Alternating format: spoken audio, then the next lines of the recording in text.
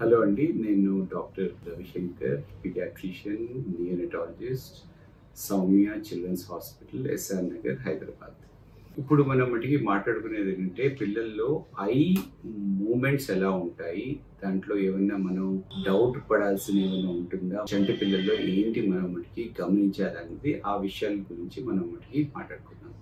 So ఇదేంటంటే ఇప్పుడు చిన్న పిల్లల్లో వాళ్ళు సరిగ్గా వాళ్ళ బ్రెయిన్, ఐస్ ఇవన్నీ సరిగ్గా మెచ్యూర్ అవ్వకపోవడం వల్ల అప్పుడప్పుడు కొన్ని అబ్నార్మల్ ఐ మూమెంట్స్ అన్నవి మటుకి కనిపిస్తూ ఉంటాయి. అంటే ట్రాన్సియంట్గా, అంటే ఒక వైపుకి వెళ్ళిపోవడం, లేదా పైకే చూడడం, ఆర్ రెండు ఐస్ కూడా ఇలా దగ్గరగా వచ్చేయడం, అప్పుడప్పుడు చిన్న షేక్, ఇట్లాంటివి అన్నీ మటుకి. అంటే ఇంకోటి ఒక ఐ ఒక సైడ్, ఇంకొక ఐ ఇంకొక సైడ్, చిన్న మటుకి మెల్లకనిలాగా. సో ఇవన్నీ అంటే 3rd, 4th మంత్ వరకు కొద్దిగా అప్పుడప్పుడు మనకి చిన్నపిల్లల్లో వస్తూనే ఉంటాయి. సో మనం దాని గురించి ఎక్కువగా మనం భయపడకూడదు, ఎందుకంటే ఇవి టెంపరీ. బ్రెయిన్ మెచ్యూర్ అయితే ఈ ఐ మూమెంట్స్లో బాగా కోఆర్డినేషన్ అయితే వచ్చేస్తుంది. అండ్ మనకి పెద్దగా అవి మటుకి ఆఫ్టర్ 4th మంత్ అయిపోయాక ఈ ఐ మూమెంట్స్ అన్నీ కూడా కరెక్ట్గా ఉంటాయి. అండ్ మనకి ఇలాంటి టైప్ ఆఫ్ డీవియేషన్స్ అయితే ఉండవన్నమాట. కానీ ఒకవేళ పర్సిస్టెంట్గా ఉన్నది, అంటే ఒకే వైపు, అంటే ఒక కన్ను ఒక సైడు, ఇంకో కన్ను ఇంకో సైడు, అలా కంటిన్యూస్గా ఉన్నది, ఆర్ చూపు అన్నది మనకి ఐ టు ఐ మటుకి కాంటాక్ట్ అని ఉండకపోవడం, అంటే ఐ నుంచి ఐకి మటుకి కాంటాక్ట్ ఎస్టాబ్లిష్ అవ్వలేదు, ఆర్ ఐ అనేది షేక్ అవుతుంది కంటిన్యూస్గా, అది మటుకి ఆగట్లేదు, అంటే షార్ట్ టైం కాదు, అది కంటిన్యూస్గా అలా మటుకి వేక్ అవుతుంది, అంటే అది ఒక రెడ్ ఫ్లాగ్ సైన్ అన్నమాట. అంటే కన్సర్నింగ్ అన్నమాట. అది మనం డెఫినెట్గా ఇది ఐలో ఏదో మటుకి ప్రాబ్లం ఉందనేసి మనం మటుకి డౌట్ పడి దాన్ని మటుకి ఎగ్జామినేషన్ అయితే మనం మటుకి ఒకసారి ప్రాపర్గా చేయించుకోవాలి. సో ఇనీషియల్ ఫ్యూ మంత్స్లో కొద్దిగా ట్రాన్సియంట్, అంటే చాలా షార్ట్ టైంలో కొద్దిగా మటుకి మూమెంట్స్ ఉంటాయి. కానీ ఆఫ్టర్ 4-5 మంత్స్ అయిపోయిన తర్వాత ఐ మూమెంట్స్ అన్నవి కరెక్ట్గా అందరు, అంటే పెద్దోళ్ళు బాగే ఉండాలన్నమాట.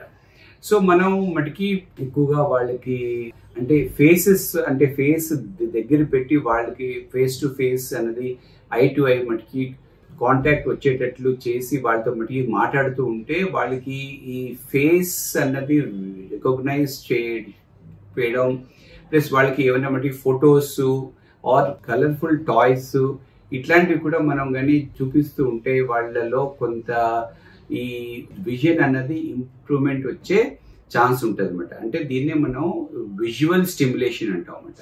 ఇలాంటి విజువల్ స్టిమ్యులేషన్ వల్ల వాళ్ళకి ఐలోని మటుకి విజన్ ఇంప్రూవ్మెంట్ వస్తూ ఉంటుంది. సో కలర్స్ కూడా చూపించవచ్చు, ప్లస్ ఫేసెస్, ఇలాంటి toys which are interesting toys, photographs ఇట్లాంటివన్నీ చూపిస్తూ ఉంటే వాళ్ళ మటుకి విజన్ ఇంప్రూవ్మెంట్ వస్తుంది. Most important thing after this 2nd, 3rd month అయిపోయిన తర్వాత మనం మటుకు అబ్జర్వ్ చేయాల్సింది ఏంటంటే వాళ్ళు విజువల్ ఫిక్సేషన్ ఉన్నదా, అంటే ఒక పర్టికులర్ ఆబ్జెక్ట్ కానీ ఒక ఫేస్ కానీ దానికి ఫిక్స్ చేసి వాళ్ళ మటుకి చూడగలుగుతున్నారా, ప్లస్ ఇంకోటి విజువల్ ట్రాకింగ్, అంటే మన ఆ పర్టికులర్ ఆబ్జెక్ట్ కానీ మనిషి కానీ ఒక వైపు నుంచి ఇంకొక వైపుకి కానీ వెళ్తూ ఉంటే అది హెడ్ కానీ ఐస్ కానీ టర్న్ చేసి చూడడం అన్నది. సో అట్లా కానీ చేస్తూ ఉంటే ఓకే, అలా కానీ చేయకపోతే అంటే విజువల్ ఫిక్సేషన్, విజువల్ ఫాలోయింగ్ అన్నది చాలా ఇంపార్టెంట్ అనమాట. అలాగా చేయకుండా ఇంకోటి ఐ టు ఐ మటుకి కాంటాక్ట్ కూడా ఉండకపోతే 3rd మంత్ కల్లా డెఫినెట్గా దాన్ని ఒక proper eye examination, paediatric eye examination అనేది చేయించుకోవాలి. చేసి ఏమైనా మటుకి ప్రాబ్లం ఉందా లేదా అన్నది మనకి కంప్లీట్ ఐ ఎగ్జామినేషన్ అనేది ఒకటి మటుకి మనం మటుకి చూసుకోవాలి. ఇంకోటి అప్పుడప్పుడు పిల్లల్లో ఈ ఐస్ లో మటుకి ఎట్లాగైతే పెద్దవాళ్ళకి ఉంటుందో అలాగే చిన్న పిల్లల్లో కూడా అప్పుడప్పుడు క్యాట్రాక్ట్ ఉంటే మటుకి ఛాన్సెస్ ఉంటాయి కొంతమంది పిల్లలకి, రేర్గా. అది పుట్టిన వెంటనే ఉండొచ్చు, ఆర్ ఆఫ్టర్ ఫ్యూ వీక్స్ పోయాక అది మటుకి స్టార్ట్ అవ్వచ్చు. ఇలాంటి క్యాట్రాక్ట్స్ అన్నవి మనకి వైట్ అనేది ఇన్సైడ్ మనకి ఏంటి ఐలో మటుకి బ్లాక్ ఉంటుంది కదా, దాన్ని మనం కార్నియా అంటాం అన్నమాట. అందులో మధ్యలో ఉంటది ఏంటంటే ప్యూపిల్ అంటాం, రౌండ్ గా చిన్న మటుకి విండో లాగా ఉంటది. ఆ ప్యూపిల్ అనేది బ్లాక్ గా ఉండాలి, ఆర్ సమ్ మనం వైట్ వేస్తే అది రెడ్ గా ఉండాలి. కానీ అదే కానీ వైట్ గా ఉంటే దాని అర్థం ఏంటంటే ఇన్సైడ్ తనకి ఏమన్నా క్యాట్రాక్ట్ ఉండే ఛాన్స్ ఉంటుంది అన్నమాట.